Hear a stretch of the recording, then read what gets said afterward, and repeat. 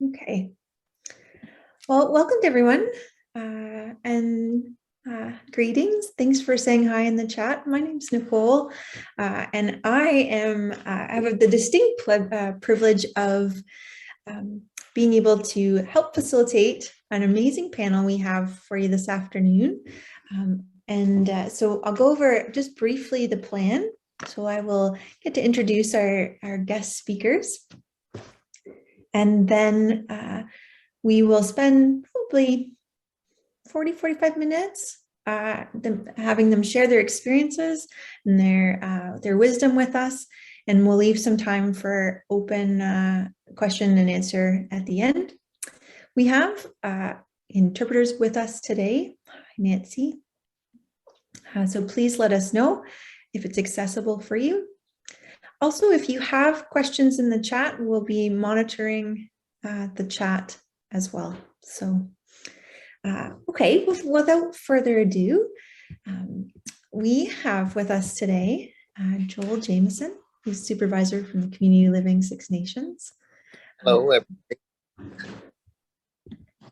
Hi, nice to see you. Okay. Paul Kyte, full-time DSP from Community Living North Frontenac, if you want to wave. Hello. Hi, Amber Alexander, program supervisor for Parents for Community Living KW. Hello. And Amiee Kim, job developer from Community Living Kincardine. Hi, everyone. Hi. Thank you so much, everyone, for agreeing to share with us today. Wondering if we could just jump right into the first question, and I'll start with Joel, if you're okay with that. Sure. And I'm wondering if you could tell us a little bit about how you first got involved in the developmental service sector. Well, I can go back to the beginning. I have a sister with Down syndrome, and a lot of the time my mom was a single mom, and I did a lot of care for her growing up. So before I even knew there was a job on this planet like this, I was doing that and helping my sister do her laundry and learn little tricks to get her to work the machines and things like that. And found out there was a developmental service program. I went to Humber College back in 1983. So quite a long time ago. I've been working now with community living in 3 different agencies for 35 years. Thanks so much, Joel. And sounds like you're a lifer. I think I'm with Community Living Six Nations now, and I feel like I really belong there, and I will probably retire here. Well, thanks for starting us off right and telling us a little bit about your story. Amiee, did you want to go next? Sure. Hi. So I've been working in the field for about 18 years, fresh out of university. I started in 2003 as an educational assistant, actually, oddly enough, because I wanted to get some experience in the school system because I had plans on potentially going to teachers college. But while I was working there, I also started working part-time at Community Living, and have been full-time frontline supports at Community Living here in Kincardine for the past 16 years. And I've had an opportunity over those years to work in several different services in our agency here. I've done residential supports, family supports, I've done community outreach supports, and most recently, since 2017, I've been doing employment supports. So I've gotten a really well-rounded, all within the same agency, but a really good kind of taste of all the different services that we can offer. And I'm probably also a lifer. Thanks so much, Amiee. So amazing to see the breadth of what you've, or to hear the breadth of what you've done at the organization. Paul, did you want to jump on next? Sure. I actually came into the field by accident. I had originally gone to university to be a chartered accountant, believe it or not. through a stint in the military and my current wife, who I met, I applied for a relief call-in job with Community Living North Frontenac in 1991. They hired me on, and I worked relief call-in for about 5 years till I was hired on full-time in 1996, 7, I guess. And like Amiee, I've been through a variety of positions, everything from overnights, covering leaves of absence, maternity leaves, to a team lead position. I worked in a congregate living setting from the start of the pandemic for about a year. So that was interesting. And currently I work as a direct support professional in our transition aged youth program.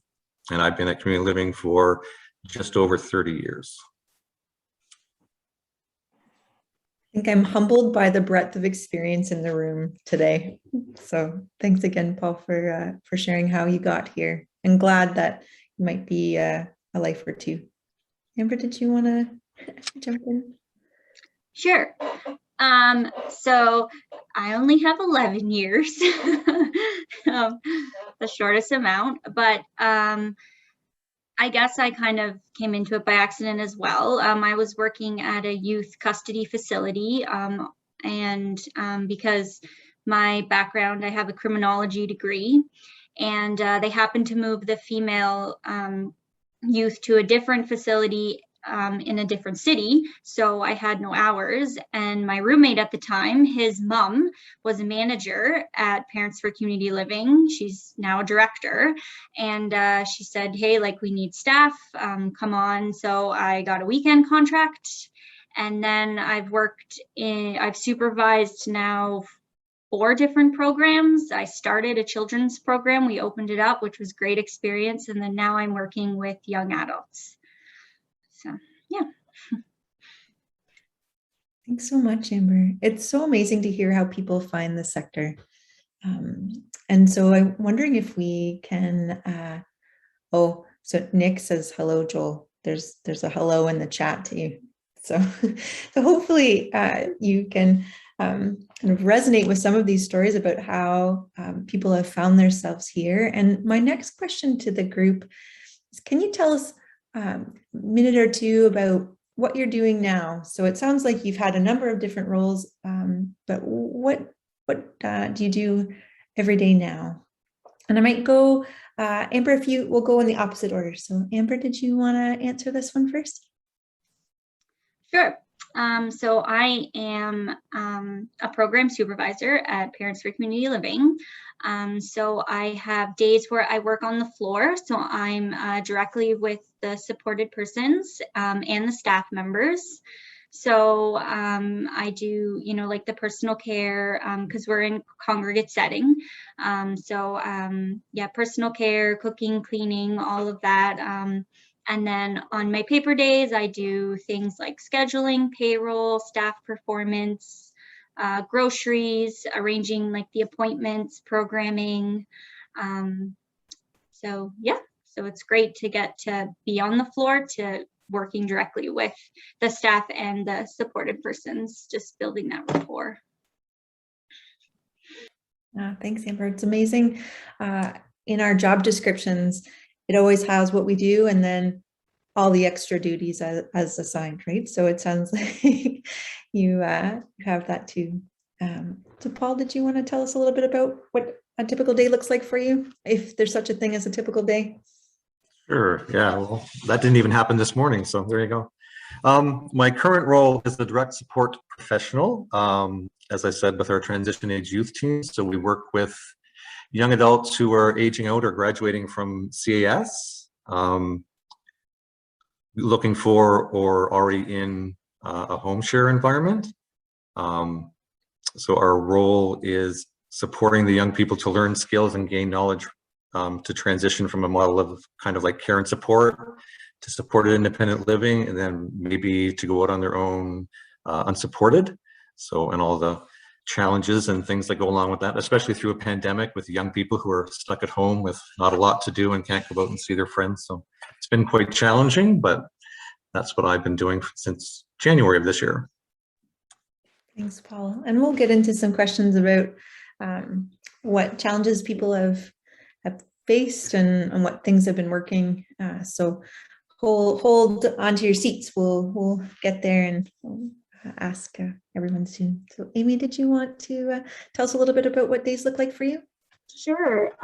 So my official title here is that I'm the job developer. I'm sure a lot of people know what that means, but I sit with people and I do a person-centered discovery process with them.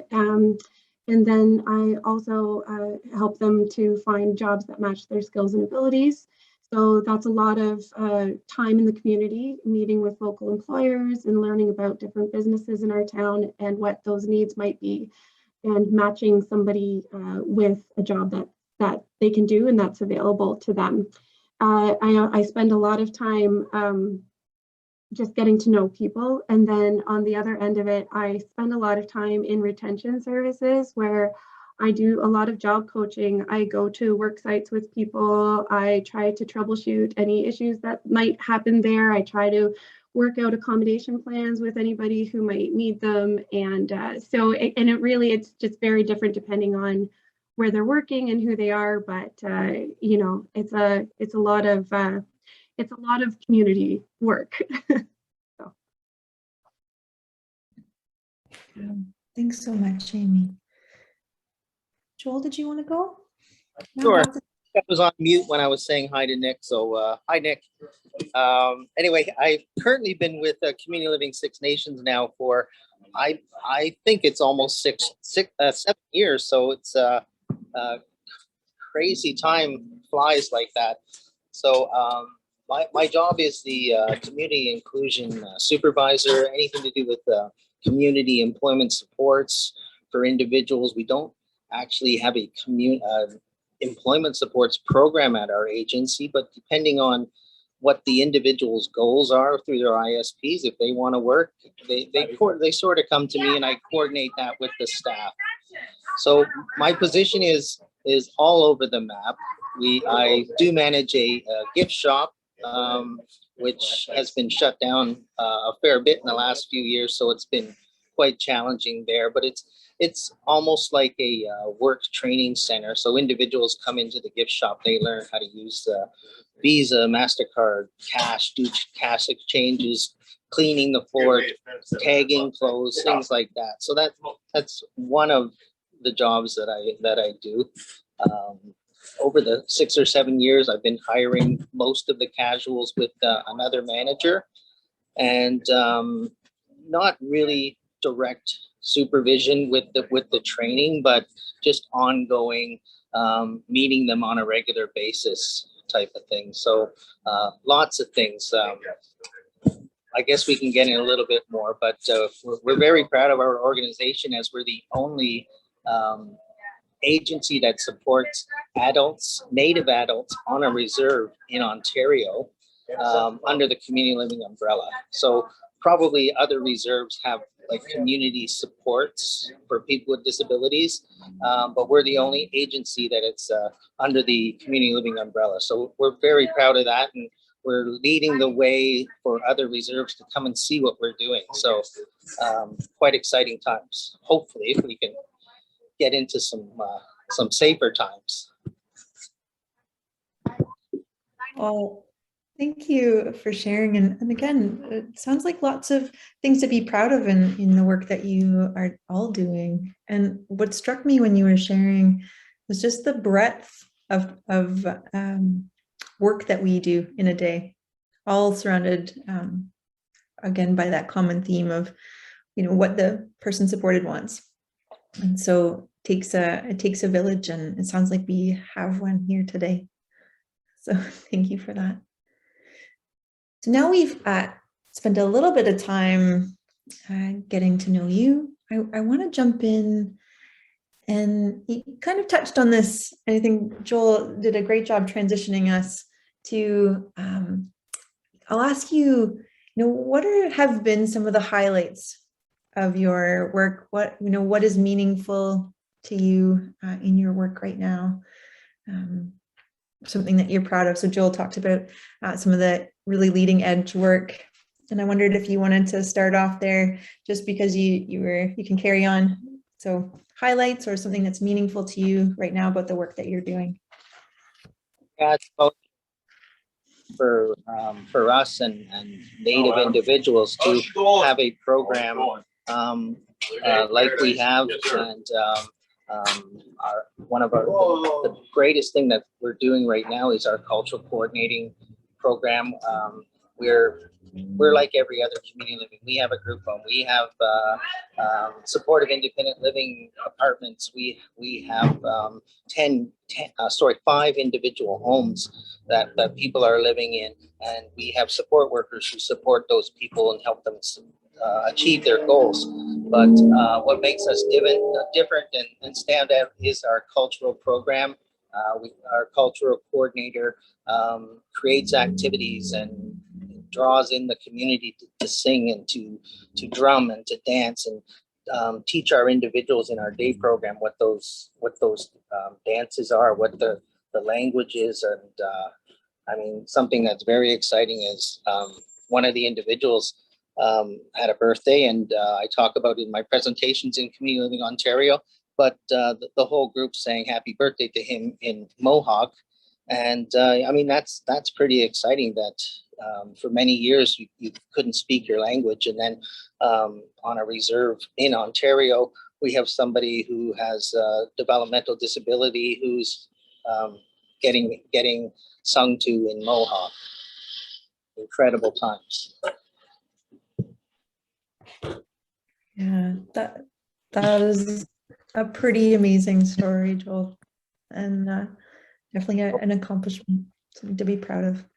Yeah, I'm very a part of it, and it hit me at a late part of my career, but I think everything that I did up until now, working with Community Living Toronto for 21 years, employment supports with 15 years in Toronto, Community Living North Halton, working with employment supports there, and the packaging, Horizon Packaging in Milton and Georgetown. Everything that I learned led to this, and it's almost like everything is the same, but we're going in a different direction. So it's I'm proud to be here. Well, thank you for sharing that with us. I think that's pretty inspiring. Amy, did you wanna follow up? Sure, it's a tough act to follow, but I just think that, I mean, employment services. Employment is meaningful in its nature, because employment can foster independence, can give someone financial security, it can widen social networks and open up opportunities for people, can give someone a sense of purpose and a means of continuous learning and improvement. So I think that's just meaningful just in its nature. And for me, the highlight always is when I can really find that match where someone's skills, abilities, and likes actually really match with an employer's needs. I mean, it works for everybody, and those are the highlights. And watching someone grow within that business, and you know, watching them kind of branch out on their own and do their own thing is a highlight for me always. So well said. I think, you know, being able to witness, to help build skills and help build independence and confidence to be able to actively participate in the community that way, Amy, I can definitely see how rewarding that can be. Hey, Paul, did you want to tell us a little bit about what's meaningful? Sure. Right. I have quite a few, actually. This may be where you give me the hook. Our organization as a whole has started a foundation that is purchasing properties in our area to help create affordable housing for the people we support. So we're very proud of that initiative.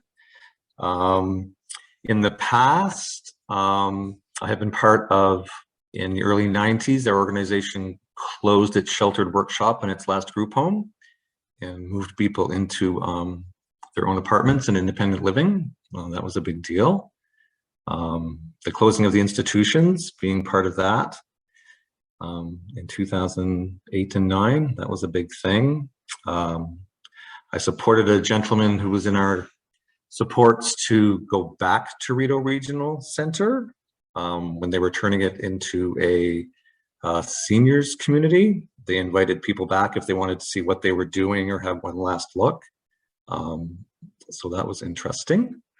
One of the other highlights of my job is just, I think, just getting thank yous from people I support. There was a gentleman I used to support who, every time you took him somewhere or did something, as soon as you dropped him off, he would just thank you. So that was a big deal. I think that's it. Yeah, so quite a few things over time. Yeah, But some big yeah, milestones. So it sounds like you've been through some big milestones with the sector, right? The closing of the institutions, the transitions, the building of definitely. programs.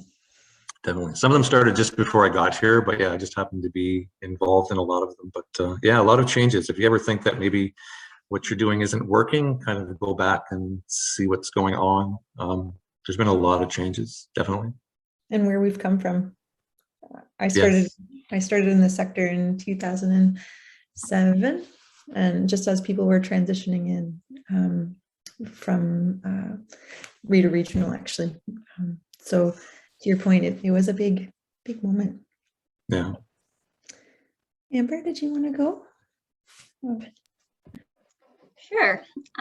So at PCL, we're a fairly small organization, which is something that I really like because as staff, we have 12 different programs and we all help each other out. You know, if we need staff here, again with COVID, we were very careful and it was very hard, but we still, like, it's really nice to kind of get to know other staff from other programs. And then as well, with that, there's lots of friendships between all the homes with the supportive person. So, you know, you can go hang out and get together and do outings and things and plan things with, you know, say the children's programs or some of the other ones where they, which is just really nice to see.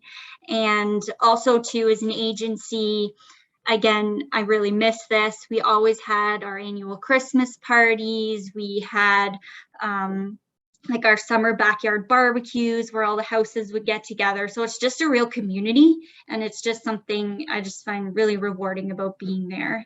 And as well with management, I just always like feel heard and valued and appreciated. An example of that is I started helping out a little bit with some of the HR stuff, and I really liked it. And the director just realized that and has really been supporting me with that. And I've started school, and it's just been really nice to have that support. So, oh, and then our SIL program that we opened this past summer was amazing with community partners in Kitchener, Waterloo, Menno Homes. Yeah, just it was such a big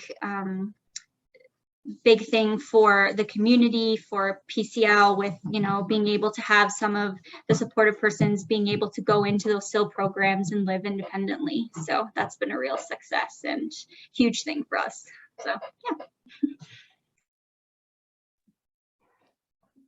Thanks everyone for sharing. I don't know about the rest of the room, but I certainly get the sense that this is reflective of our sector in a whole, and that people genuinely care about what they do. And that came off with every one of you when you were sharing about your work, is that it is meaningful and that it matters, and that the community matters, and that you're all contributing to that. So community came up in every one of your responses. So just wanted to thank you for that. And I think we wanted to make sure that we held some space to kind of just recognize that this last little while has been, there's challenges in every job, but this last little while with COVID has added some additional complexity and complications. And so we wondered if you might be willing to share maybe some of the current challenges that you've been facing. And then we'll jump into some solutions. But if we wanted to kind of just put the challenges on the table, I don't know, Amiee, can I ask you to go first? Sure. So, I mean, employment services definitely took a hit early on with COVID. It was hard to do any job coaching. A lot of people who were on the front lines that I supported ended up needing to stay home for a time during lockdown. And many of those people are back in their jobs now and working quite happily. But there is definitely a challenge now that seems to be in supporting people who have been isolated and isolating for a very long time, who want to rejoin a workforce that looks very different from the one that they feel they left. You know, it's many people I've talked to are not yet feeling like that motivation to get back out and work, and many have told me that they're struggling with things like sleep deprivation and emotional difficulties. Some people have said just disruptive and loud neighbors who might be going through some things have been on their mind. And then there are also some family issues that have been, you know, brought to my attention. So, you know, certainly a lot of challenges for those people who really didn't feel good about leaving their homes. So now the challenge is, well, how do we help as an agency to make people feel comfortable again, just re-entering the work world? So that's the challenge right now. Thanks for putting that so eloquently. We like, how do we live and re-enter the workforce? And there's opportunities, I think, but definitely you highlighted a number of challenges about the impact of what we've lived through. So thank you for that. Joel, did you want to weigh in? Yeah, so I have very similar problems going on. We've done really well with the COVID situation and our process with the ministry of keeping everybody safe and testing, and everything's been really, really good that way. We have individuals in the group home now who did not spend a lot of time at home at Christmas and Easter and Thanksgiving and things like that. So we're planning right now for Christmas, and we have individuals that don't want to go home. They're scared to go home. They didn't go home. Trying to understand why those things happen. And, you know, you can talk about it and say that we're okay right now, but are they really, you know? And so maybe they have a point, but people need to go home, and we want families to get together and enjoy those holidays. But I think we'll still have a challenge ahead. Yeah. So again, those connections or reconnecting. So Yeah. in Amy's example, it was work, but in yours, it's very much about families, right? Yes. Yeah. Yeah. And with that, and how do we support that transition? I heard in both. Yeah, Joel.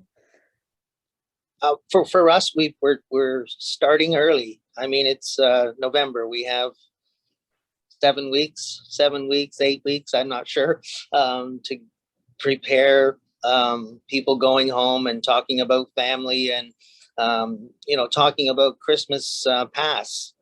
What activities happened when they went home with their families before. So just getting that memory going again, of good times. And I don't think we're going to have a problem. You know, it's just that reinforcement of it's okay and it's family and it's going to be a good time. So I'm not too concerned. Well, I'm starting the conversation early. Sounds like a wise plan. Yeah. Paul, did you want to jump in? Sure. Everything Amy and Joel just said, absolutely, is going on. The pandemic has been obviously the biggest hurdle that we have. People being isolated again, the gamut of people who want to just not care and go out and do whatever they want, to people who are really missing, like you said, family and getting back to visit their friends. One of the things that we're experiencing personally in my job, which is a bit different than that, is people who are working full time, and they're quite a distance away from where our office is, and that they're only available basically Saturday. So finding the time to do that and doing everything you need to do on a Saturday, not a weekday, that can be tough. So that's one of the big challenges that we're facing right now.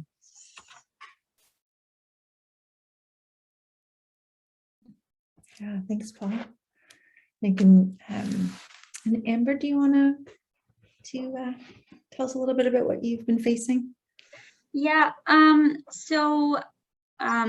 with the exciting opening of our program came with, we had new staff, and then we had spaces in some of the homes. So we had new supported persons move in. So there was definitely a need for more staff. And as we've talked about numerous times, just the availability, right? So and also because some of the staff are working extra hours, they're helping out, is just making sure they're not getting burnt out, making sure this, like, the supervisors and directors are all making sure everyone's good, which is something everyone's been working hard at.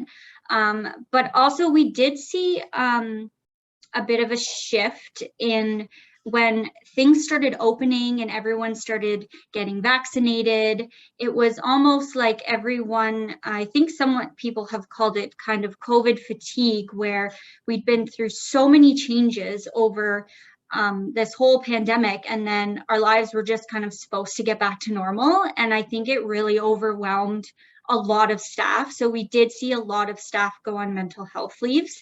And so then also to the challenge for me personally, making sure that I'm providing the right type of support to them when they return, making those accommodations if they need the shift changes, if, less hours, or just making sure I'm being as supportive as I can be. So.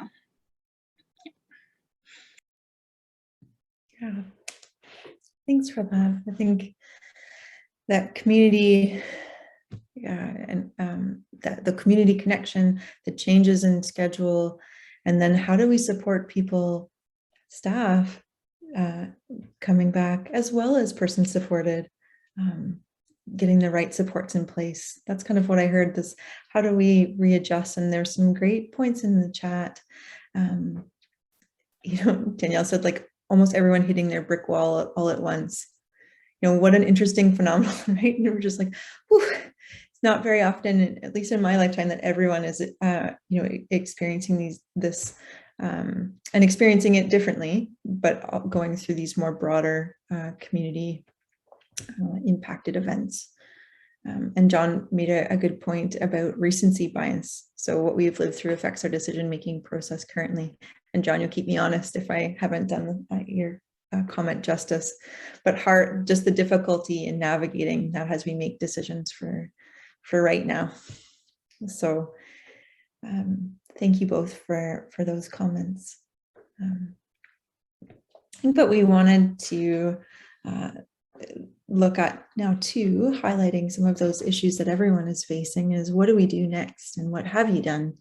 So I wondered if you could spend a couple minutes just sharing one example, potentially, in whether it's something that you've done or your team's done or your agency, to help address some of these challenges related to other staff mental health, person-supported mental health, and transitioning back. Joel gave us an example about starting the conversation early, but so if you wanted to, Paul, did you want to go first? If there's something, a strategy that's worked for you or your team?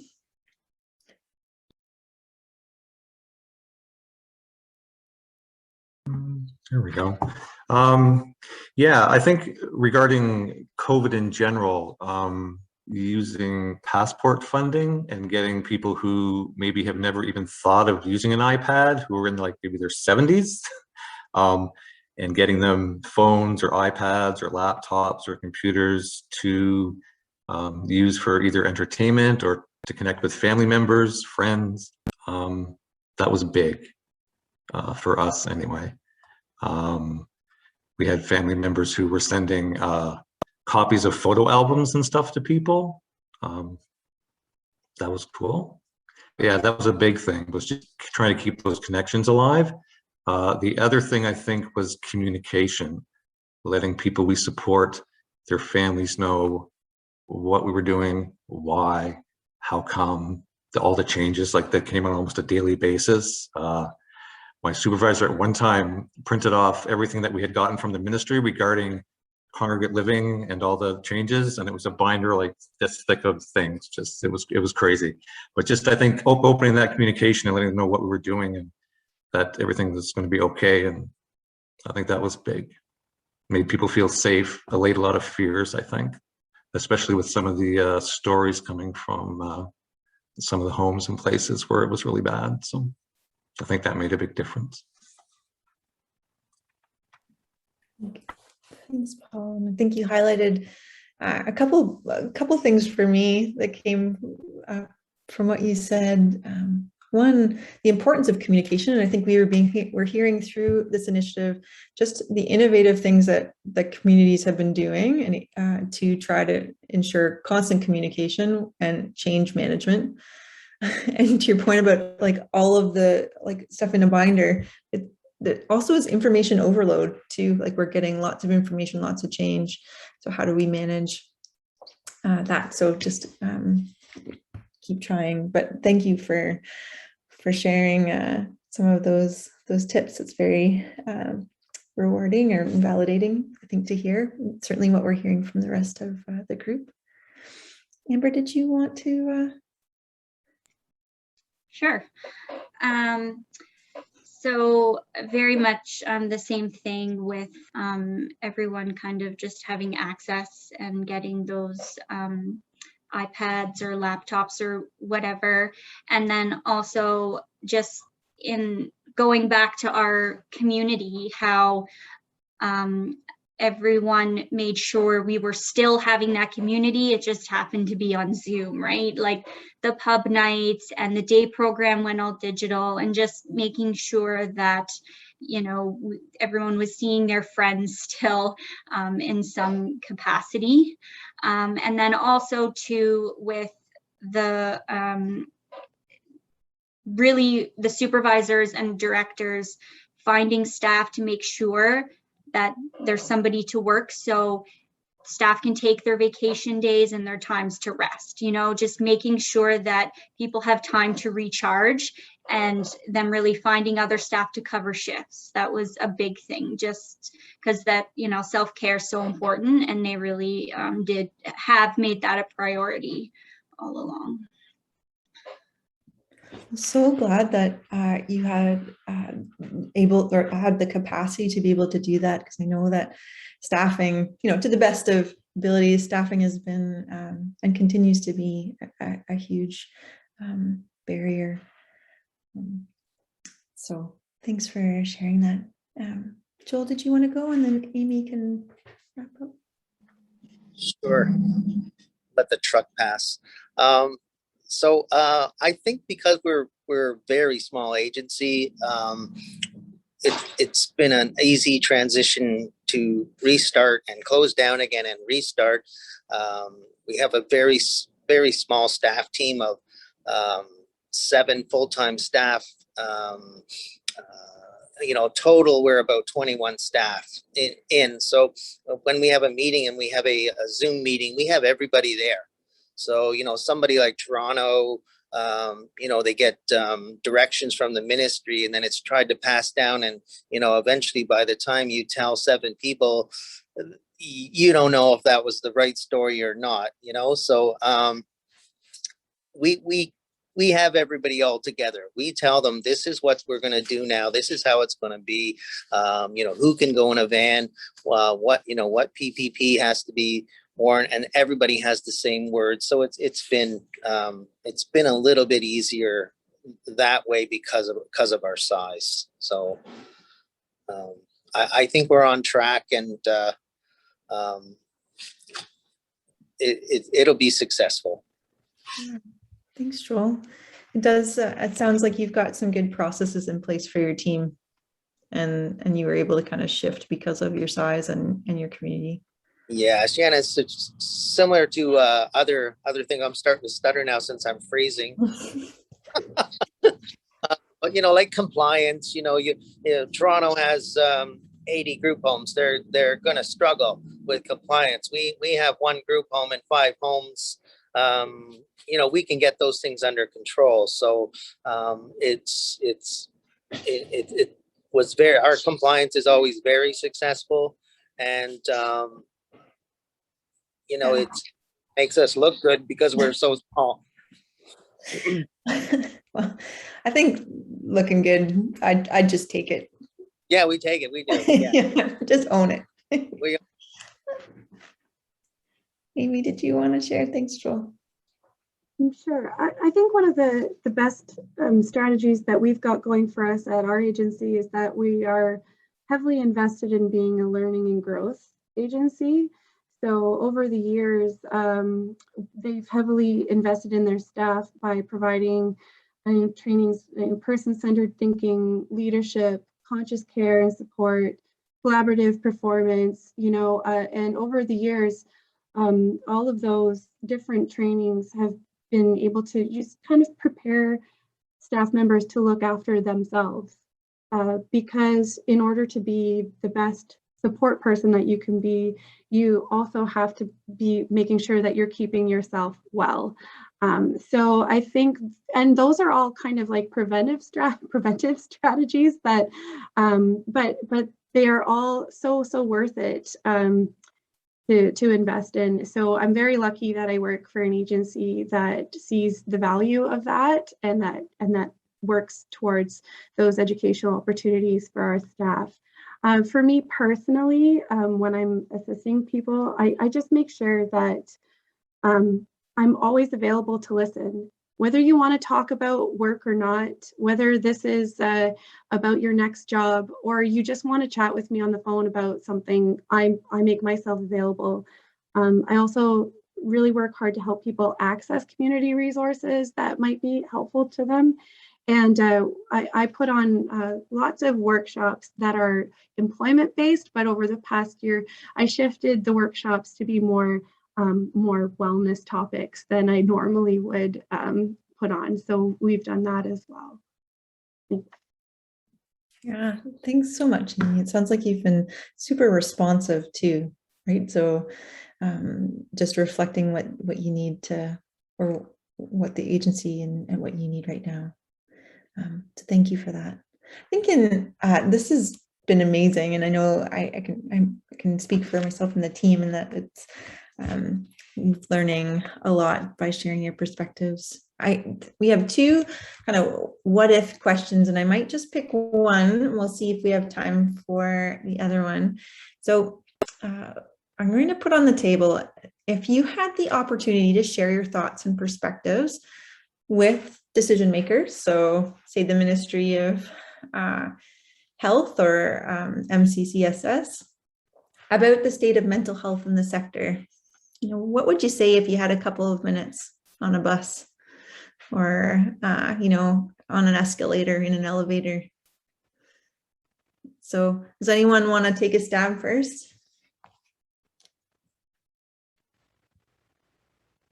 Joel, are you moving to unmute? Or maybe just because you're cold? Yeah.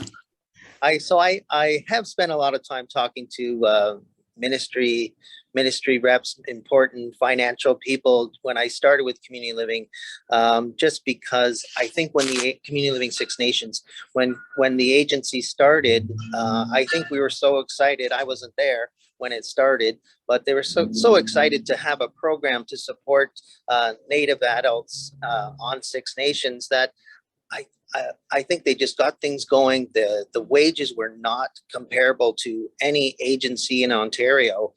And my director and other managers spent some time at Queen's Park and writing letters and talking, and we got a comparable salary that we could compete with other agencies that were near us, Brantford, just close community livings.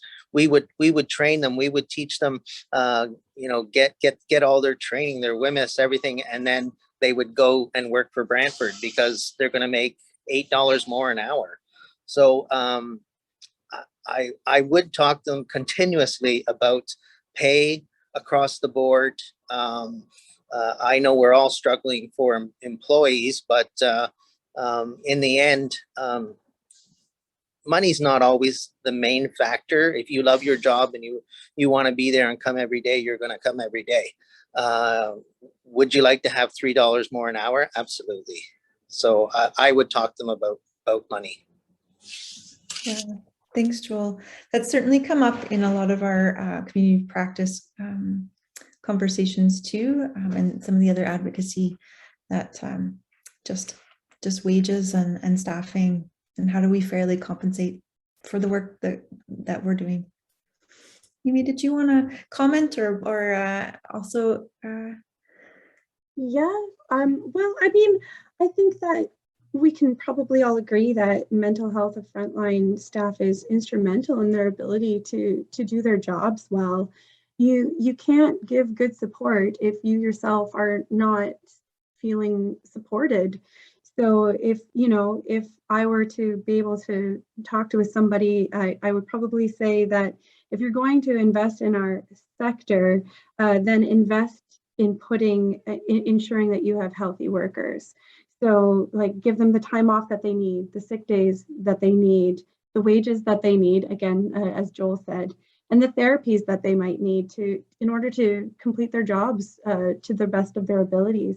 Because there really can't be any support services if you have no frontline workers to do the work. Yeah, Amiee, again, so well said. We need to take care of the health of frontline workers in order to do the work well. So I know I just paraphrased that, but so well spoken. Thank you. Paul, did you want to add?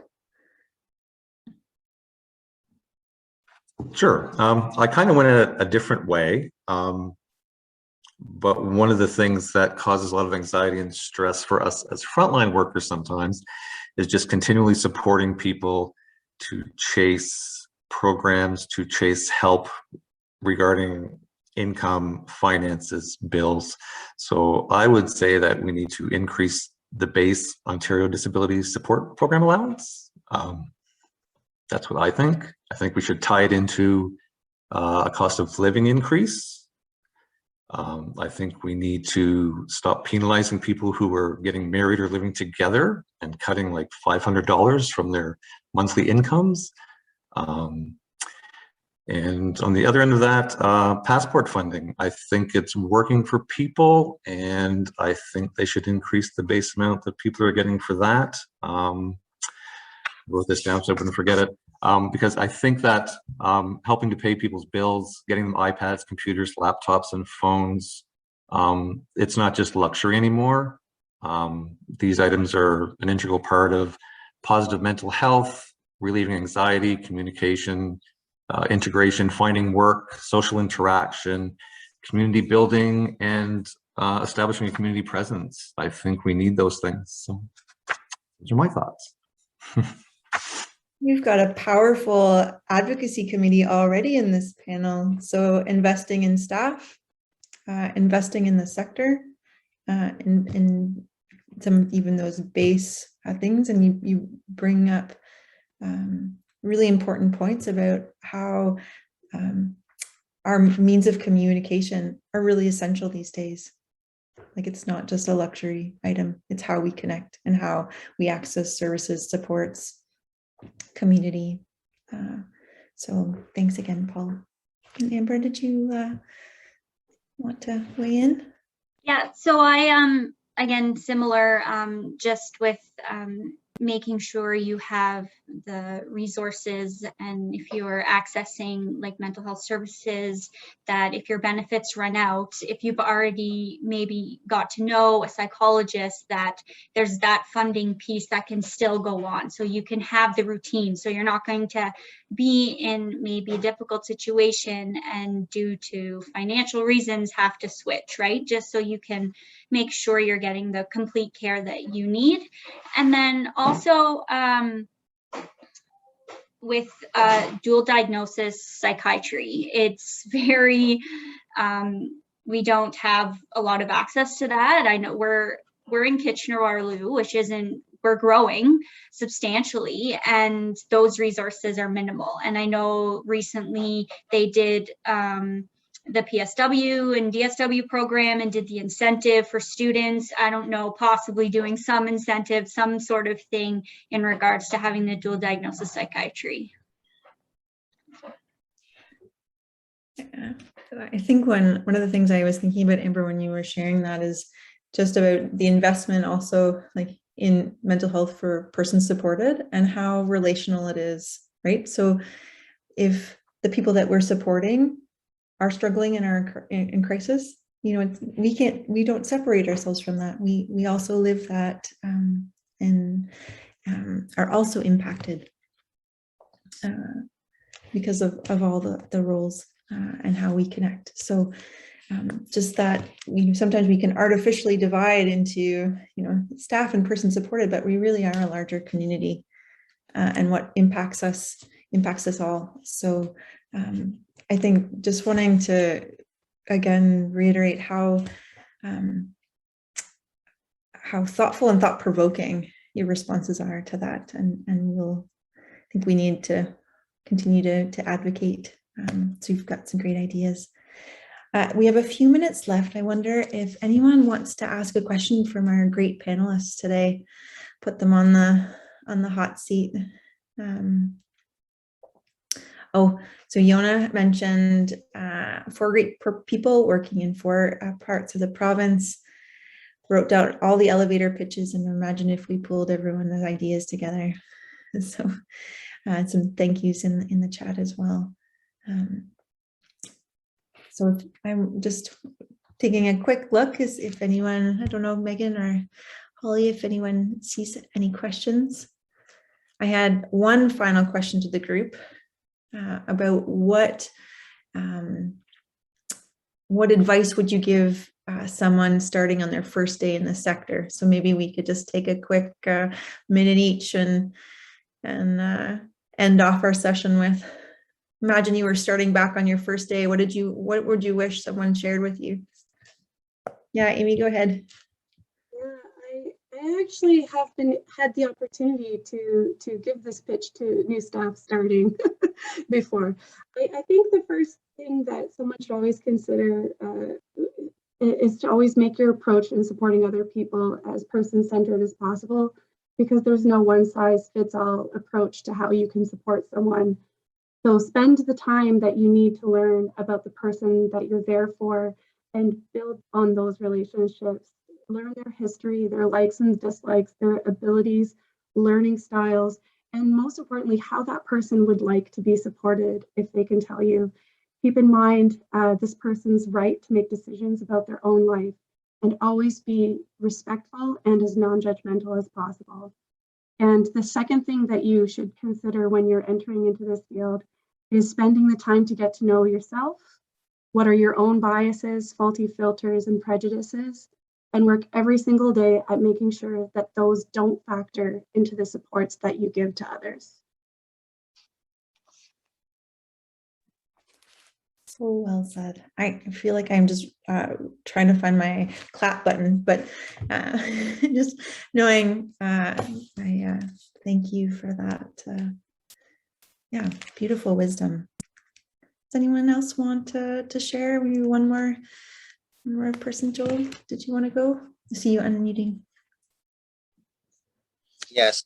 If anybody else likes to talk, you know, I like to talk too much. So anyway, over the years, even in Toronto, we hired a lot of summer students in some programs that we developed.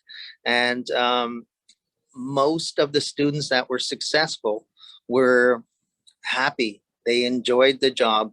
And, you know, it's a job. Everything's a job. You can work at Tim Hortons and it's the most stressful time of your life. And in our agency, in other agencies, in those specific jobs with Community Living Toronto, some of these individuals, it was their first jobs. And we were saying, have fun, have a good time, enjoy it. And to this day, I still speak to people who we hired. I guess, Nick, that was 20 years ago. I'm not even sure. I don't even want to say. But I speak to some of those students and they say to me that was the best job they ever had. And some of them were teachers, training to be teachers, to be doctors and chiropractors that we hired. And they say, wow, what a great experience that was. And it was because they were told to enjoy it. Yeah, thanks so much. Kind of. So there's a request in the chat, Amiee, to share that script. So around first days. Amber, Paul, do you have any final thoughts before we close off? Okay to pass, and I can. Sure, quick, I suppose. I guess one of the things I find is that when you're doing orientation, there's kind of an information overload. It's like so much stuff in like a day or 2 or 3.